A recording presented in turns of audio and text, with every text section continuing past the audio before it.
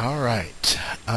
We finished up with all the atrial and the ventricular arrhythmias or dysrhythmias. So now we're going to look at the ventricular dysrhythmias and possibly the AV blocks, depending upon how much time we have here. When we talk about ventricular dysrhythmias, these would be dysrhythmias that originate in the ventricles. And we know that if the SA node fails, or that if the impulse from the SA node is blocked, or if the SA node fires at a rate less than the ventricles, or there's an irritable site on the ventricles that decides to fire on its own, that rhythms can originate from the ventricles during these situations. And when a rhythm originates from the ventricles, or when a complex is coming from the ventricles, the QRS complexes are abnormally shaped. They're usually wider and longer, and oftentimes the T is in the opposite direction of the QRS, which is a clear indicator. When you have a really wide QRS complex and the T is going in the opposite direction of that QRS, that's a good indicator that this complex or this rhythm is originating in the ventricles. And the reason for that is that if depolarization through the ventricles didn't occur by the normal pathway, then repolarization isn't going to occur normally either. So you get a unique look when a rhythm originates in the ventricles. We know that the ventricles are the heart's least efficient pacemaker, and that they will generate impulses between 20 and 40 beats per minute. They can go a little faster. And one of the first ventricular dysrhythmias that we're going to look at are PVCs. Now, PVCs stands for premature ventricular complexes. So if we break that word down, premature, this would be a beat that comes early. It's coming from the ventricles, and it's a complex, so there should be a QRS. But because it's coming from the ventricles and not the atrium, there wouldn't be a P wave with this. It's an indication that there's an irritable site within the ventricle that is firing, and as a result fires prematurely, causing this premature beat with a really wide QRS complex. There's a variety of types of PVCs as well. There are uniform or unifocal PVCs, and uniform or unifocal means one form or one focus. That indicates there's one spot in the ventricle that is irritated and firing.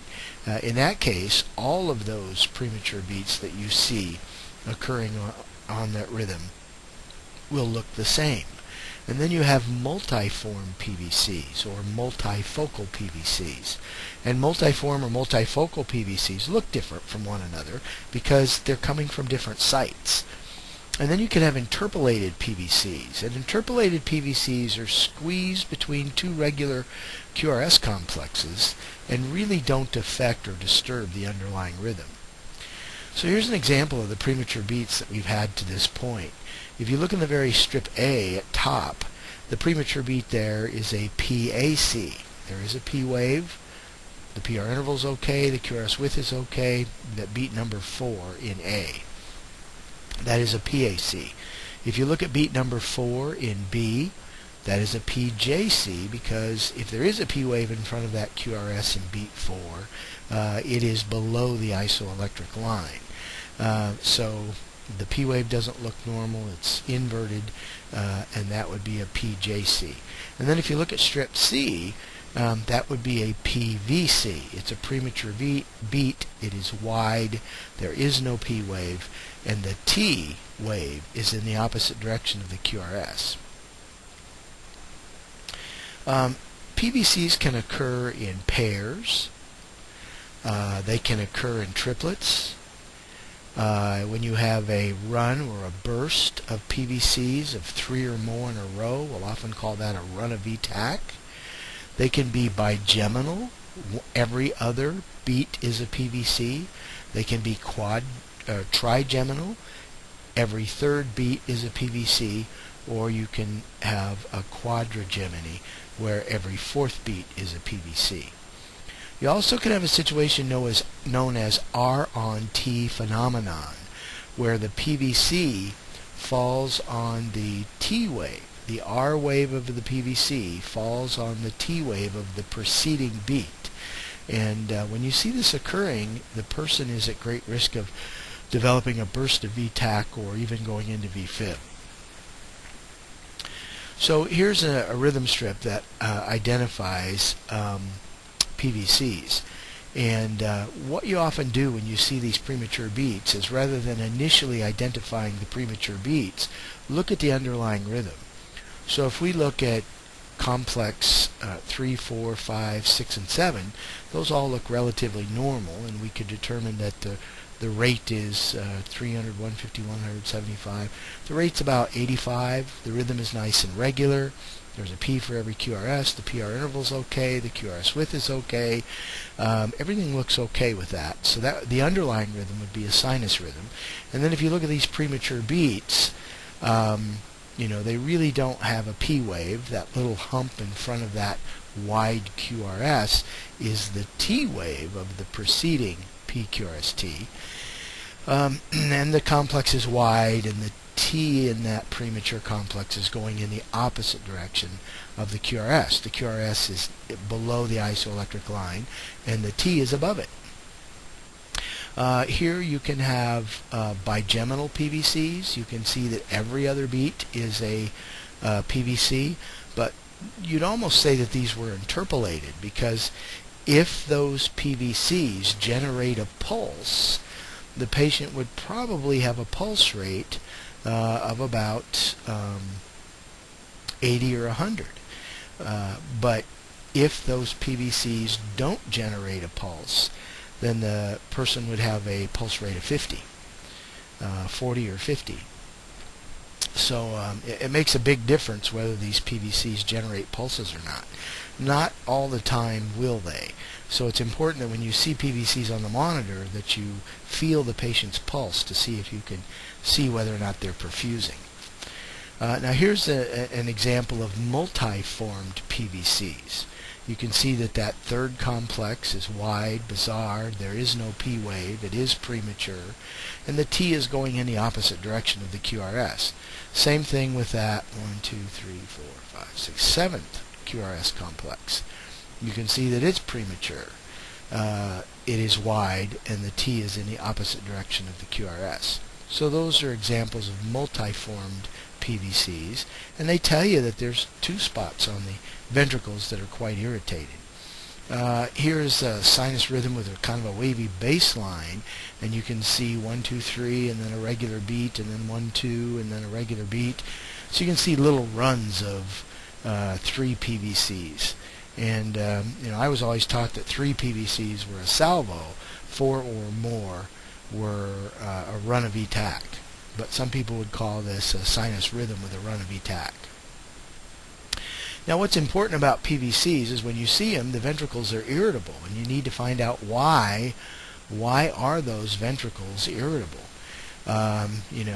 Sometimes they say that PVCs might be a normal variant in an aging heart, but it could be related to hypoxia, stress, anxiety, exercise, medication toxicity, acid-base imbalance, myocardial ischemia, electrolyte imbalances, heart failures, increased sympathetic tone, the sympathetic nervous system is being overstimulated, acute coronary syndromes, caffeine, nicotine, all those things. Any sort of stimulant will cause PVCs.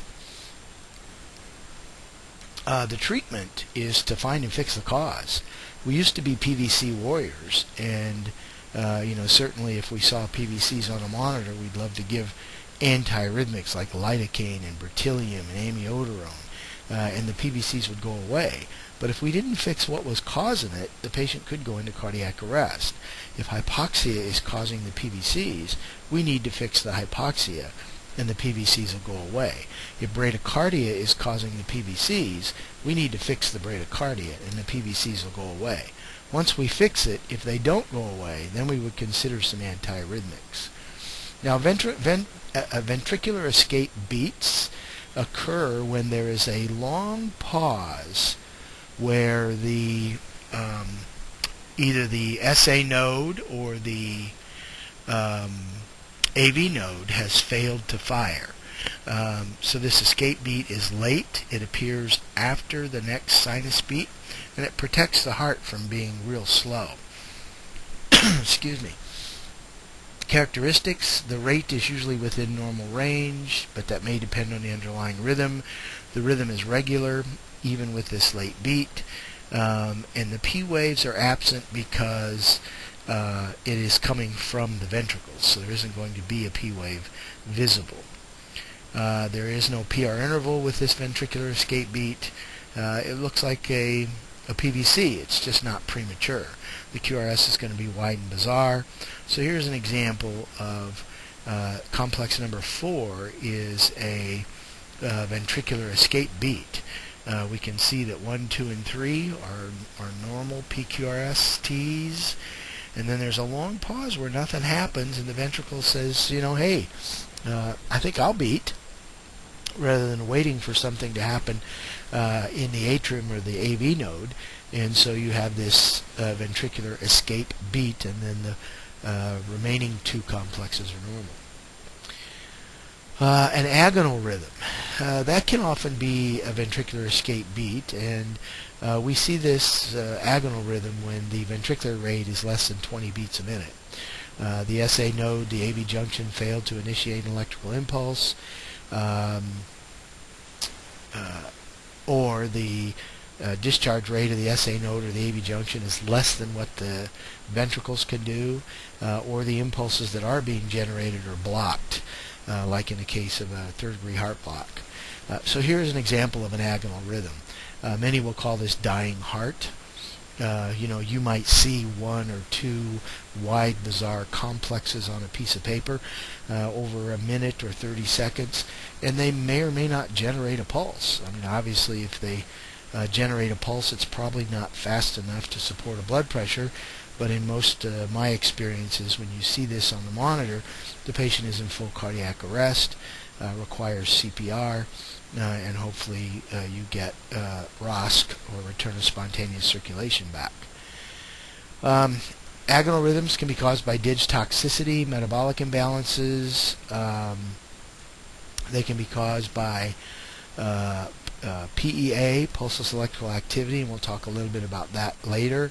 You might see it in a patient who isn't breathing and is extremely hypoxic. Also, typically people with agonal rhythms aren't breathing and they have no pulse. The rate is usually within range of what the ventricles do. Oftentimes can be less. Essentially, they're just regular with late beats. The rhythm is regular and the beats just occur slower than 20 to 40 a minute. P waves are absent. The PR interval is non-existent. The QRS width is wide and bizarre. And here's an example of a ventricular escape rhythm. And we call that an idioventricular rhythm. IVR, idioventricular rhythm. Idio meaning within the ventricles. So as I look at this, I couldn't call this VTAC because it's not fast enough. It's 300, 150, 175, 60, 50, 40, 30, somewhere between 20 and 30 a minute. So it's not fast enough to be called VTAC. But I know it's coming from inside the ventricles because there are no P waves, and the QRS is wide with the T in the opposite direction of the QRS. Accelerated idioventricular rhythms, that's when you have 3 or more ventricular escape beats occur at a rate between 41 and 100 beats a minute. It's what you might call non-paroxysmal ventricular attack. It could also be a benign escape rhythm. It appears when the sinus rate slows down, and it disappears when the sinus rate speeds up. So an accelerated idioventricular rhythm could last a few seconds to minutes. It's often seen in the first 12 hours of an MI. It's seen after successful reperfusion therapy. It often doesn't require treatment because it's fast enough to support a blood pressure. But should it not support a blood pressure, like if it's beating 40 or 44 times a minute, or 46 times a minute, 52 times a minute, then we may need to treat it with atropine, which is kind of bizarre because in this case atropine will block the vagus nerve if that's what's causing the slow heart rate and allow the SA node to take over. So an accelerated idioventricular rhythm, the rate is 41 to 100, the rhythm is regular, there usually are no P waves, there is no PR interval, the QRS width is wide and bizarre. And here as we look at this rhythm, the rate is 300, 150, 100, 75, 60, 50. It's about 54, 56, somewhere in there is what the rate is. The rhythm is nice and regular. There are no P's, so these have to be coming from the ventricles. The QRS is wide. The T is in the opposite direction of the QRS. So this is coming from the ventricles at a rate faster than what the ventricles normally fire. So this would be an accelerated idioventricular. Now VTach is when we have 3 or more PVCs consecutively at a rate greater than 100 beats a minute. If it occurs as a short run, less than 30 seconds, we call it non-sustained VTach. If it persists more than 30 seconds and then disappears, we call it sustained VTach. You have 2 varieties of ventricular tachycardia. You have monomorphic, mono meaning one morphology, they all look alike, and you have polymorphic, multiple morphologies. They look different because they're coming from multiple sites. So here's an example of a non-sustained ventricular tachycardia because we see it occurring in runs of 3 beats. The first 2 bursts are in 3 beats, and then you have a normal, not necessarily a normal looking QRS, but you have a normal QRS. And then that third burst is 1, 2, 3, 4, 5, 6 beats. So this would be non-sustained because it keeps going back to a normal complex in between those bursts. Some characteristics about monomorphic VTach: rates usually 101 to 250 beats a minute. The rhythm is usually regular.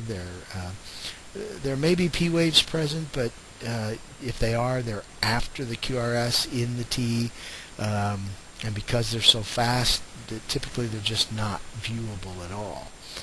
The PR interval is not existent, the QRS width is wide, and sometimes it's difficult to tell which is the QRS and which is the T.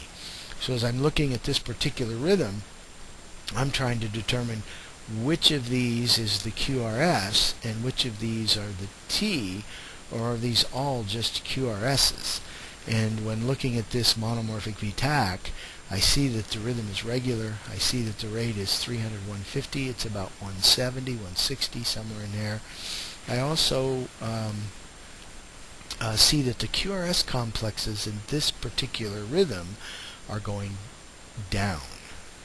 So the QRSs are going down, and I can't really demonstrate or show you that on this PowerPoint, but when you get in lab and you're looking at VTachs, try to determine whether the QRS is going down or the QRS is going up.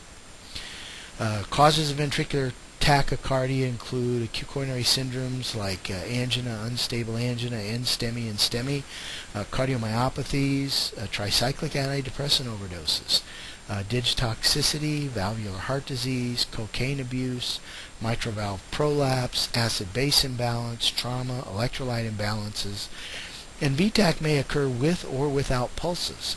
Oftentimes, if it gets going fast enough, it won't have pulses, and we would treat it just like ventricular fibrillation in that case. Supraventricular tach with an intraventricular conduction delay may look just like VTach. And for that particular reason, when we look at treating VTach, prior to using antiarrhythmics, we're going to try the medication adenosine. And adenosine works in the AV node, not in the ventricles.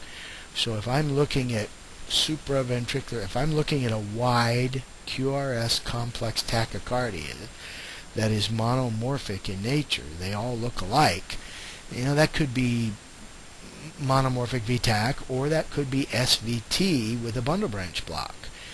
So give them some adenosine, and if it is SVT, if it's occurring in the AV node, then the adenosine will slow the rate down. If it's coming from the ventricles, the adenosine won't do anything to it.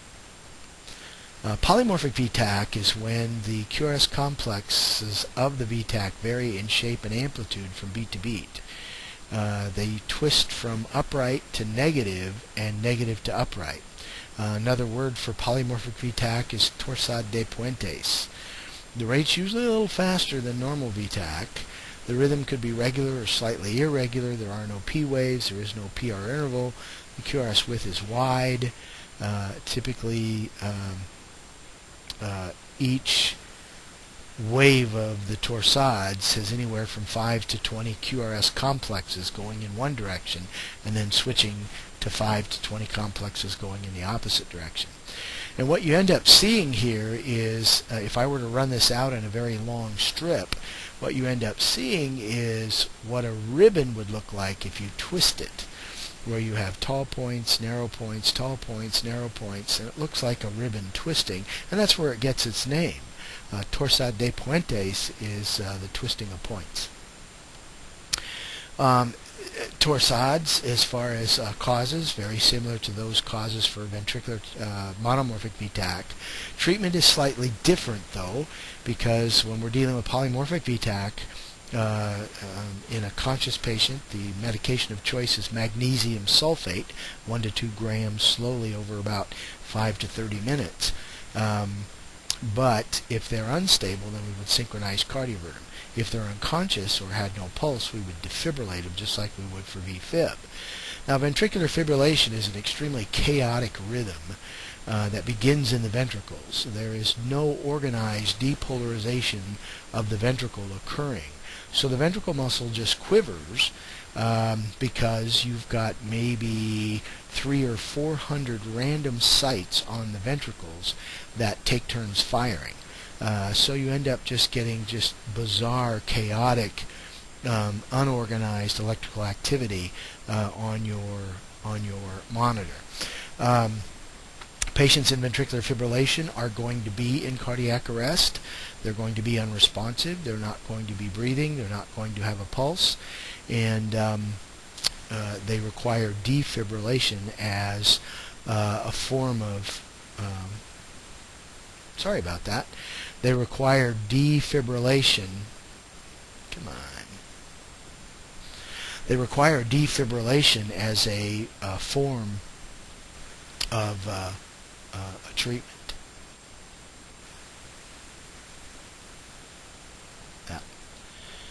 So defibrillation is the treatment for ventricular fibrillation.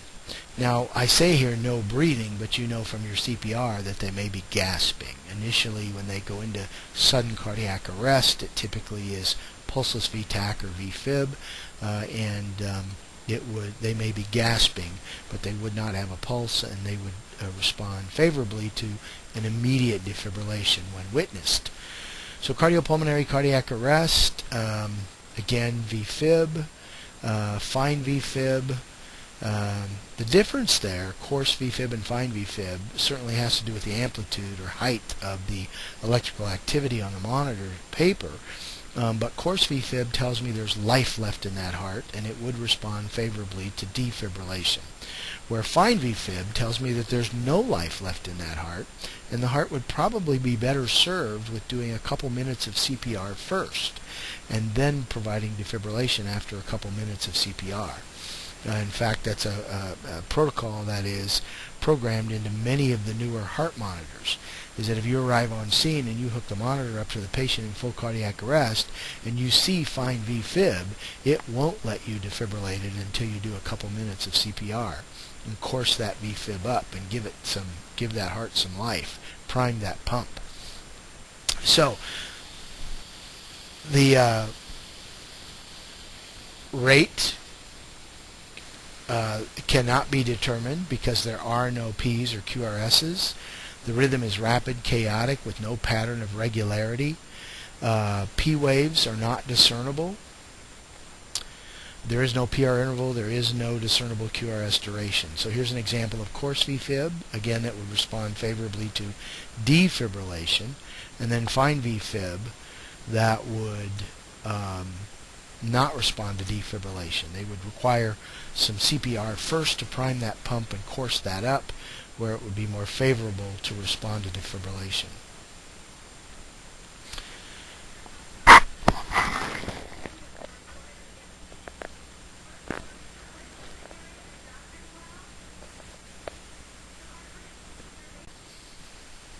Sorry about that. I had to pause for briefly for a second. There's a fire drill.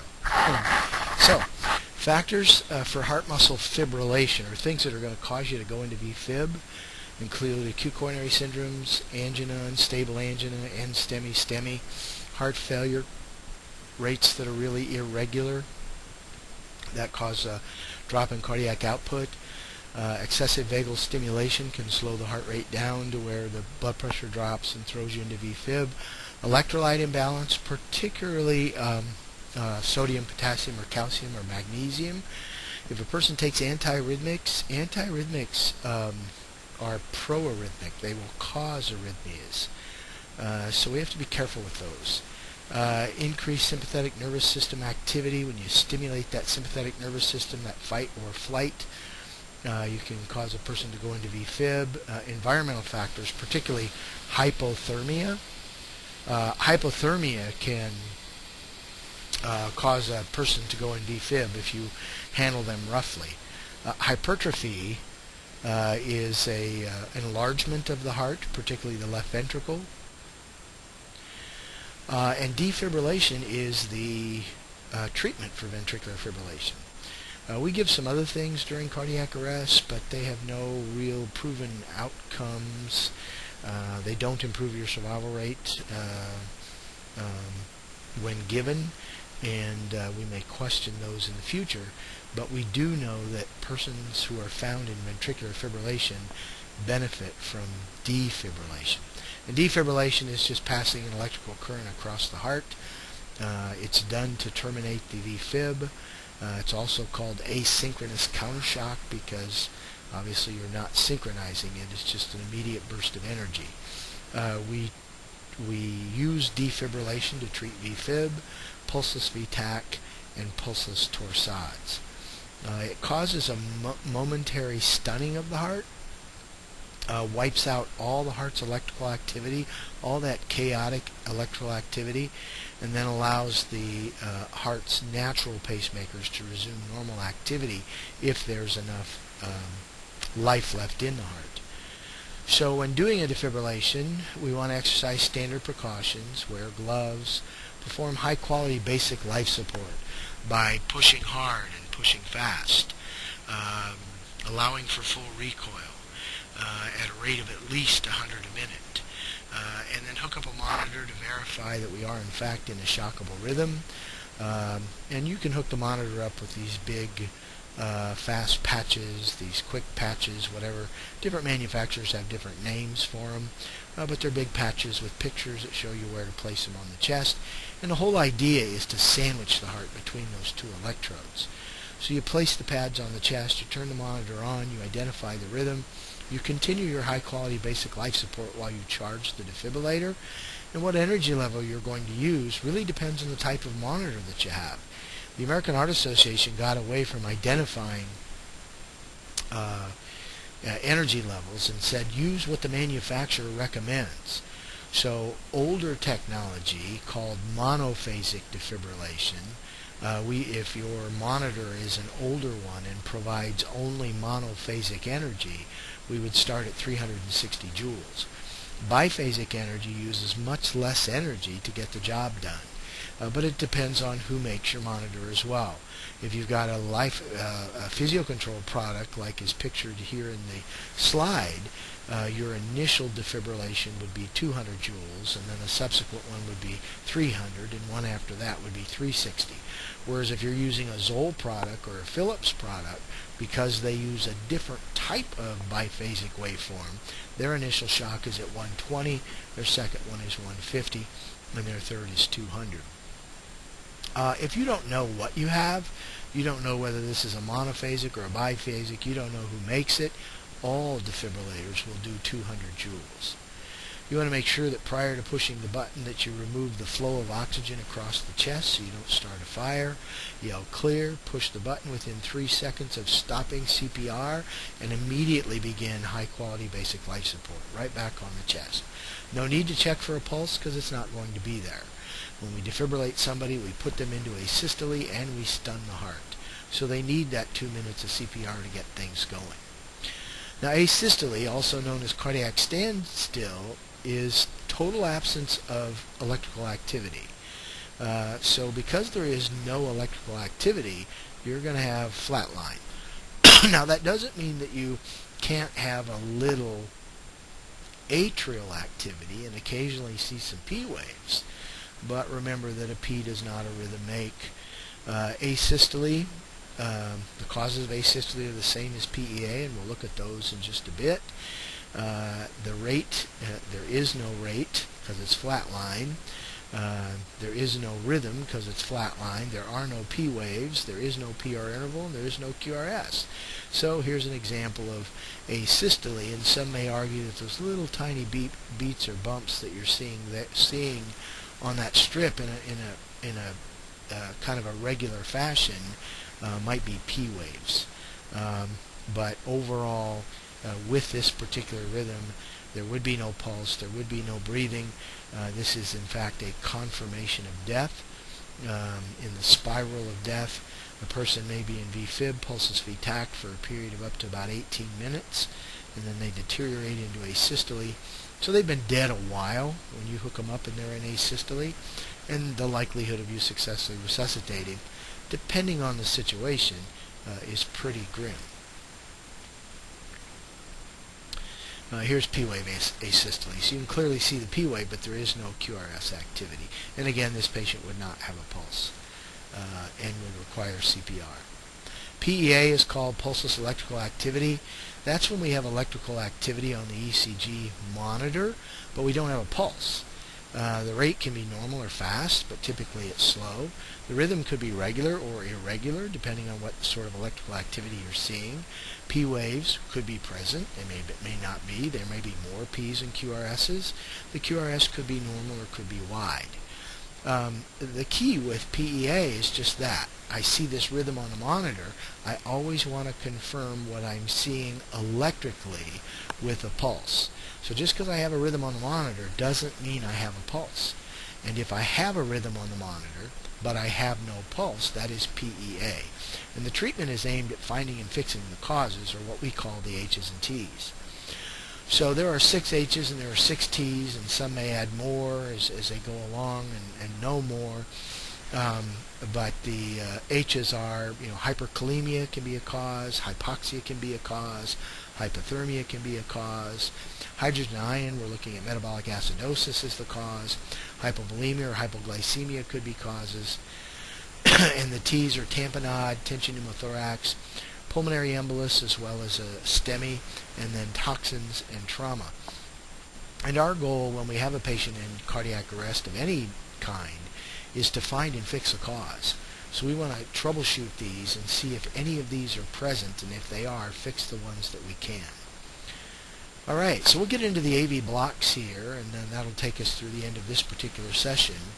And when we come back, we'll go into 12 leads.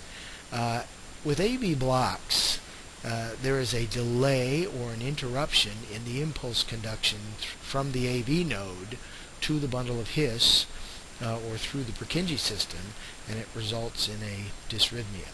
The PR interval differentiates the type of AV block that you're dealing with, as well as the QRS complex width, and in second and third degree blocks, the rate of the escape rhythm, or the rate of the ventricular rate, determines it as well. So AV blocks can occur in the AV node. AV blocks can occur in the bundle of His. AV blocks can occur in the bundle branches. A first degree AV block, all the components of an ECG tracing are normal except the PR interval is too long. The electrical impulses travel normally from the SA node through the atrium, causing a nice upright rounded P wave. And then the impulse conduction is delayed or held on longer than it should be in the AV node, and then finally it's let go through the bundle of His, down the right and left bundle, and through the Purkinje system, causing the ventricles to contract. Causes of a first-degree AV block include ischemia or injury to the AV node or the junction itself, medications like amiodarone, procainamide, beta blockers, calcium channel blockers, rheumatic heart disease, hyperkalemia, acute heart attacks, an increase in vagal tone. And with a first-degree AV block, as we had mentioned, the rate is usually within normal range of a sinus rhythm. It can be bradycardic. The rhythm is regular. The P waves are normal in size and shape. There's one P for every QRS. But the PR interval is prolonged, and it's constant from one QRS complex to the next. And the QRS is normally normal as well. So as I look at this particular rhythm of this first-degree heart block, I can clearly see that the rhythm is nice and regular. The rate is 300, 150, 175, 60. The rate's about 63, 64, somewhere in there. The rhythm is regular, the rate's 64. There is a P for every QRS, but if I look at the PR interval, that PR interval is about, instead of being 3 to 5 small squares, that PR interval is, right at about 8 or 9 small squares. So the PR interval is too long, but the QRS width is okay. So everything about this is okay, except that PR interval is prolonged, and that's a first-degree AV block. Second-degree block type 1, or a Mobitz type 1, or Winke block, what you see is a progressive lengthening of the PR interval, followed by a P with no QRS complex.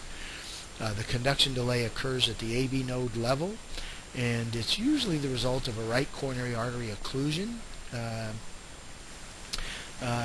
Second-degree block type 1, Winke block. Patients are typically asymptomatic if the ventricular rate is normal, and there isn't a big drop in cardiac output because the overall heart rate remains the same.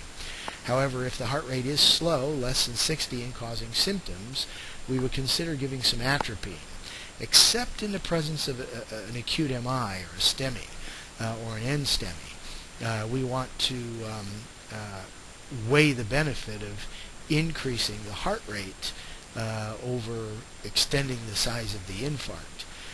We also want to watch that secondary type 1 to make sure it doesn't progress to a type 2 or type 3.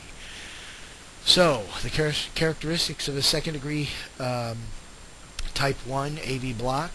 The atrial rate is greater than the ventricular rate, so we have more P's than QRS's. The rhythm is regular. The ventricular rate is irregular, however, because you're dropping one QRS every now and then. The P waves are normal in size and shape. There are more P's than QRS's. The PR interval lengthens with each cycle until a P wave appears without a QRS. And the QRS is usually normal. So if I look at this particular rhythm, paying attention to complex number 3, 4, 5, when I look at 3, 4, and 5, I see that 3 has a normal PR interval, normal QRS width, normal T, and then the next complex, that PR interval is a little bit longer. And then that fifth complex, the QRS is even longer yet. And then following the T wave, there is a P, but no QRS.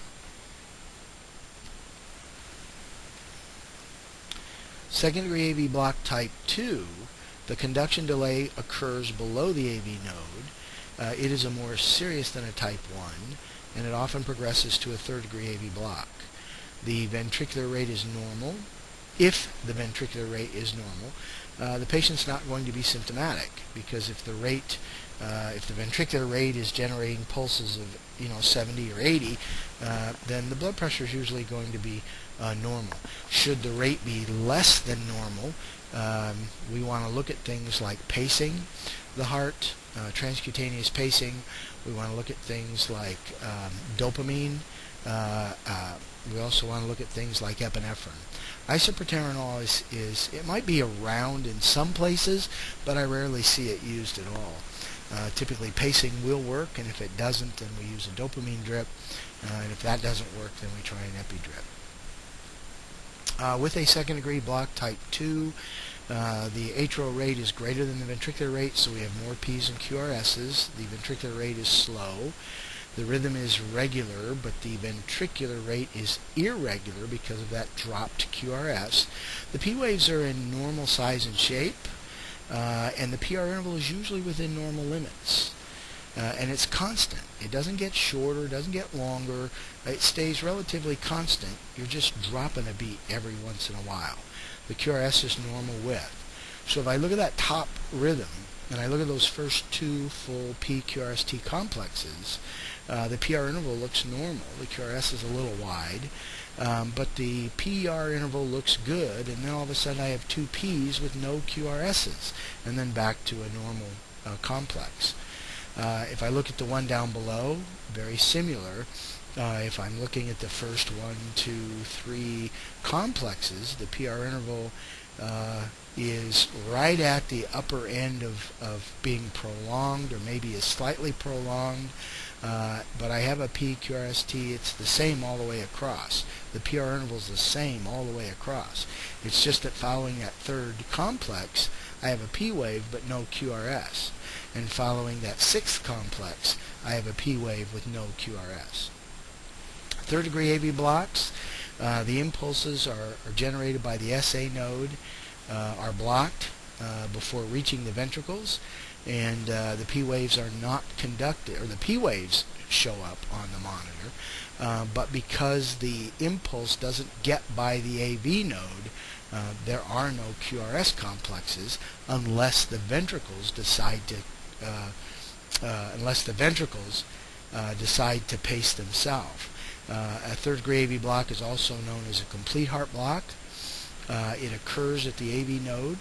It occurs at the bundle of His or in the bundle branch block, in the bundle branches, and it's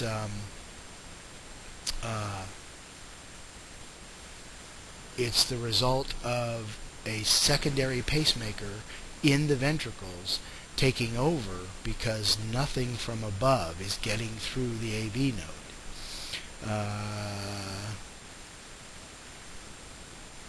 With an anterior MI, it is preceded by a second degree AV block.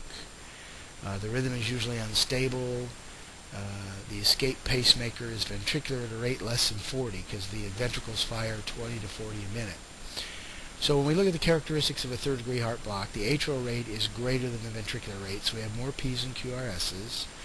The ventricular rate is determined based on where it's originating from in the ventricles.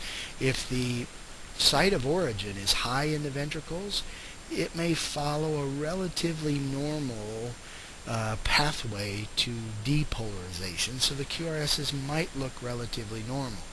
But if the impulse is very low in the ventricles, then that doesn't follow a normal pathway, and the impulses seem to be wider or more bizarre. As far as the rhythm goes, the atrial rate is regular, the ventricular rate is regular, but there's no relationship between the atrium and the ventricle. The P's are not driving the QRSs. The P's will be normal size and shape. There will be no PR interval. Because the atrium and the ventricles are beating independently, the QRS width can be narrow depending on where the escape pacemaker is located in the ventricles, as I had mentioned, or it could be wide. So as we look at this particular, these third degree AV blocks, if you look at the rhythm strip on the top, we've got more P's and QRS's. If I measure my P to P distance, it's nice and regular. If I measure my R to R distance in my QRS's, it's nice and regular. But there really is no relationship between the two. The QRS is a little wider than normal, which tells me that this is originating lower in the ventricles. If I look at the second strip there, the QRSs look relatively, I mean, they're normal width. They're not really wide and bizarre, but I do have more P's and QRSs, and if I were to measure my P to P interval, it would be nice and regular. If I would measure my R to R interval across those four complexes, it would be nice and regular as well, but there just really is no relationship between the two. What a person who has that third degree heart block needs is a pacemaker. And the pacemaker can be either put in a hospital, or we can do transcutaneous pacing outside the body until we can get them to the hospital. So a pacemaker is an artificial pulse generator. It delivers an electrical current to the heart. It stimulates depolarization as that spark is transferred from cell to cell to cell to cell, causing the tissue to depolarize. It's named as to where the electrodes are located and the route of the electrical current in the heart. Pacing occurs through a pulse generator, whether it be your heart monitor or an actual pulse generator located under the skin inside the chest. And then we have pacing leads that either end up directly in the heart for an internal pacemaker, or our big patches that we put on the chest outside. Now, permanent pacemakers are implanted inside the body. The wires are surrounded by plastic catheters. The circuitry is housed in a hermetically sealed titanium case. It's sterile when it's put in there. It's titanium, so it's not going to rust. It's impervious to fluid. The battery lasts for years, that sort of thing. And here you can see they insert the electrodes through the subclavian vein, and they like to put it on the left. They used to put them on the right, but then they were right in the way when you did defibrillation.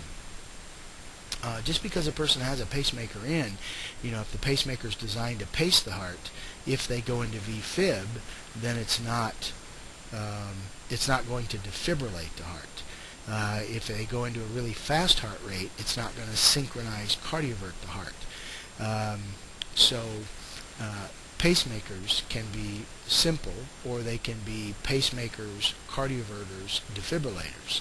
And typically a person who survives cardiac arrest gets an implantable pacemaker, cardioverter, defibrillator. Transvenous pacemakers, they stimulate the endocardium of the right atrium or the right ventricle, depending on where the electrodes are placed. The electrode is run through a central vein or a subclavian and right into the atrium or the ventricle, or both.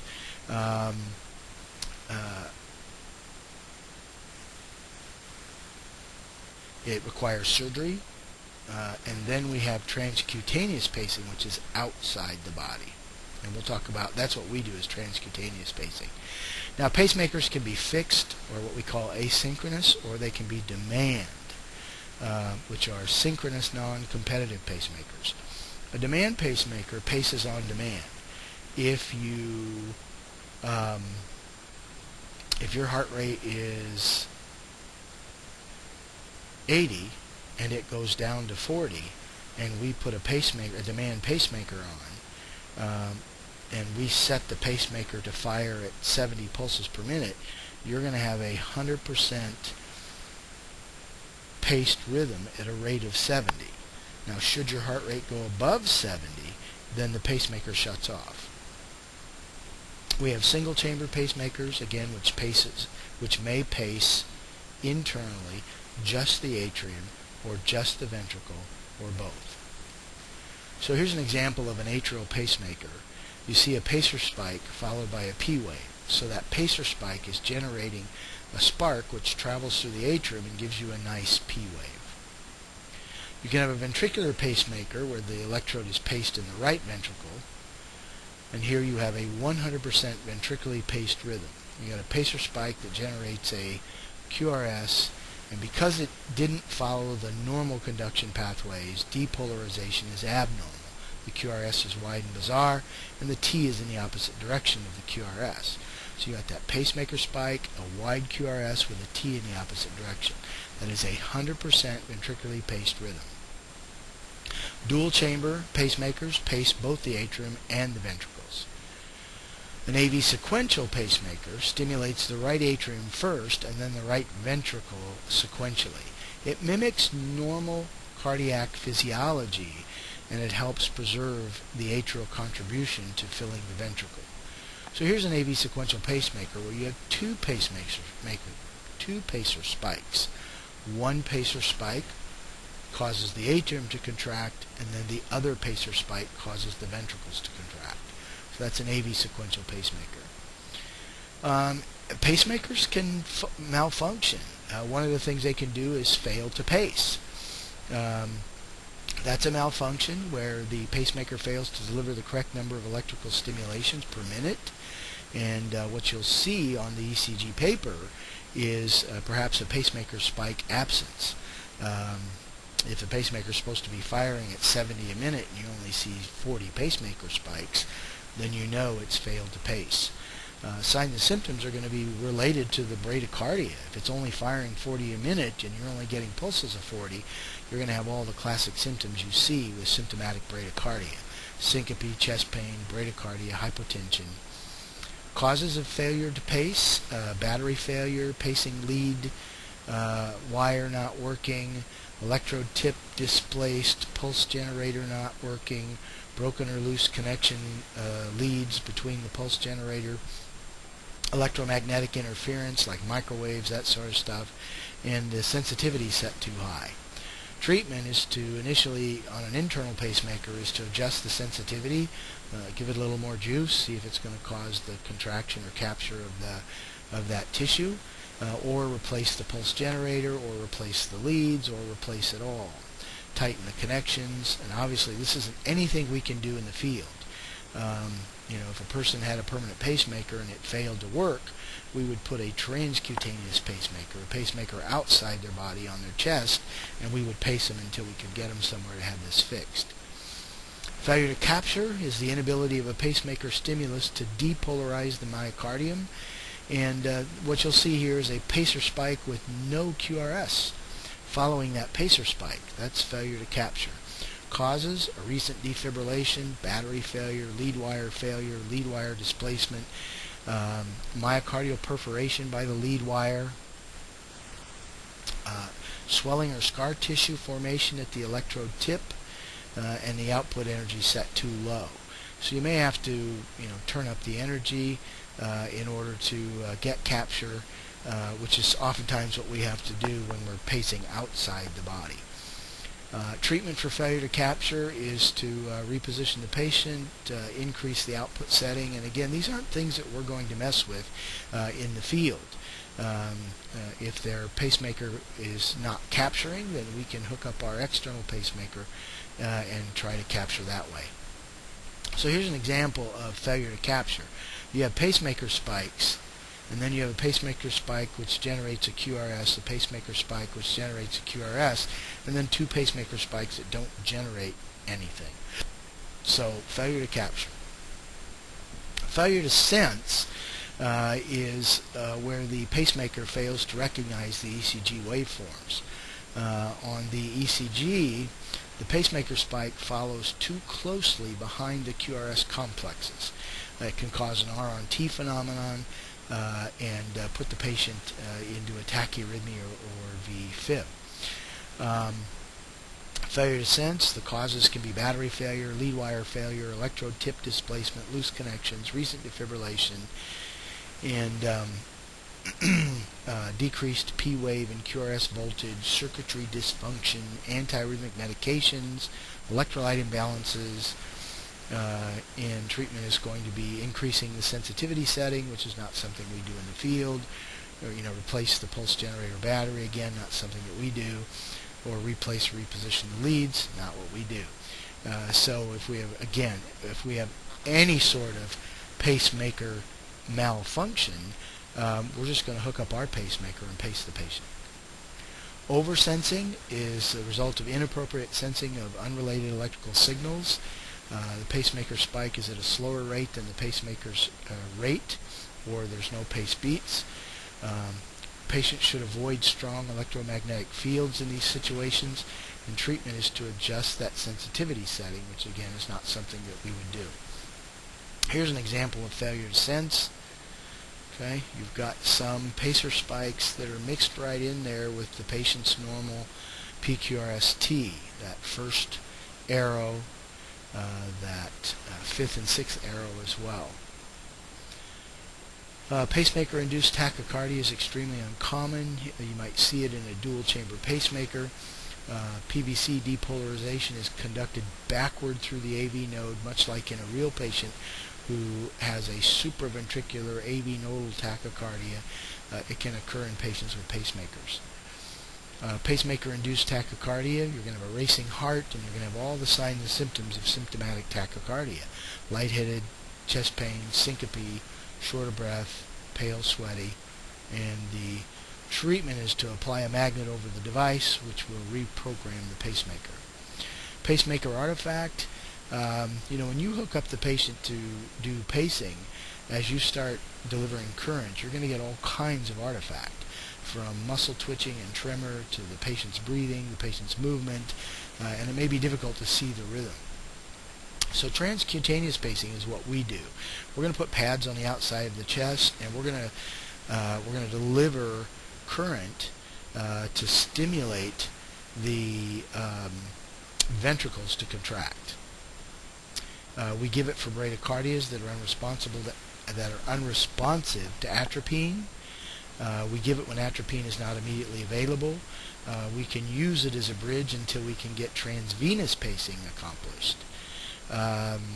Some of the complications, coughing, skin burns, interference with sensing from patient agitation and muscle contractions. In other words, you might get a lot of muscle artifact, which makes it difficult to see capture, and then it hurts, so you might have to sedate your patient as well. Complications with transcutaneous pacing is a person not realizing that the pacemaker isn't causing a QRS because of all the pacer artifact.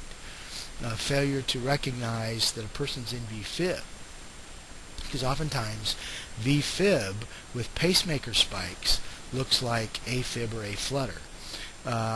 Tissue damage to the heart and chest, third-degree burns from dry patches.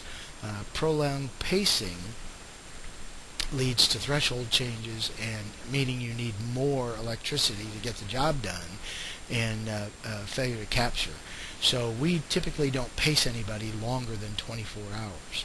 To do transcutaneous pacing, IVO2 monitor, put your 4 leads on. Got to have your 4 leads on before you can identify the rhythm. Then put your 2 big adhesive patches on. And here they're showing you putting the patches on standard paddle placement, where we do for defibrillation and synchronized cardioversion. But pacing, it's preferred to put 1 patch anterior over the heart and 1 patch posterior behind the heart. Connect your pacing cable to the pacemaker, turn on your pacer, set the pulses per minute to 60 to 70. After the rate is set, turn the pacemaker on and start increasing the current slowly in 5 to 20 milliamp increments until you have electrical capture. Watch for electrical capture. It's going to look just like this. It's going to be 100% ventricular paced rhythm. A pacer spike followed by a wide QRS and the T in the opposite direction. Now, once you see electrical capture on the monitor, you want to feel for a pulse to see if you in fact can feel a pulse. If you can feel a pulse, then you know that you have mechanical capture and that your pacemaker is working. You don't want to check the carotid pulse because all the muscles in the chest and the neck are going to be pulsing at 60 to 70 pulses per minute. So you want to check the radial or the femoral. Assess the effectiveness of your pacing. If the heart rate's really slow and the patient has symptomatic bradycardia, the symptoms should go away. So assess the blood pressure, it should come up. Assess the pulse ox, it should improve. Assess the level of consciousness, that should get better as well. Record the rhythm strip, and if the patient is in a lot of discomfort, consider sedation with the benzodiazepine. Alright, so that leads us to the end of this particular chapter, or the end of this particular talk on ventricular arrhythmias and pacing. When we get together again, we'll talk about 12-lead ECGs. So thanks, and we'll talk to you soon.